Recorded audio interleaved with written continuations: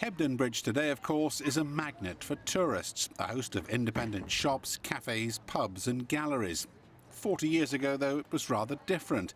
The collapse of the textile industry saw people leaving the valley in droves. And then the hippies started moving in.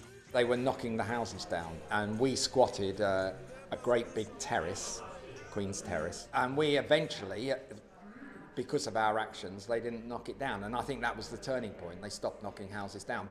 This is Chris Ratcliffe weaving on his loom back in the 70s. Today he's the driving force behind the community website Hebweb and one of the organisers of this exhibition on how his generation changed the town, a collection of photos and first-hand accounts of what it was like in Hebden 40 years ago. It was a part of Hebden Bridge's history that hadn't been covered adequately, and we felt that it was a key part of Hebden Bridge's history. This is Jenny Slaughter and her daughter Molly in 1975. She moved to Hebden from Manchester. We decided we need to move out to the country to fulfil our dream of self-sufficiency. And what was it like? Well, it was pretty grim actually to begin with, but the houses were cheap. Rather like a search for a lost tribe.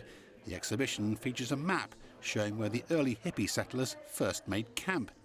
There are original artefacts on display too. This is the dress that I wore for both my pregnancies in 1972 and 1975. I honestly don't know whether it's been cleaned or washed ever. Today, Hebden's a thriving town with more than its fair share of organic shops and workers' cooperatives, thanks in large part to the incomers of 4 decades ago. People came and they brought their creative spirit and their idealism with them, and it definitely has permeated the town. So the next time you stroll through Hebden and gaze in wonder, think again of those early pioneers.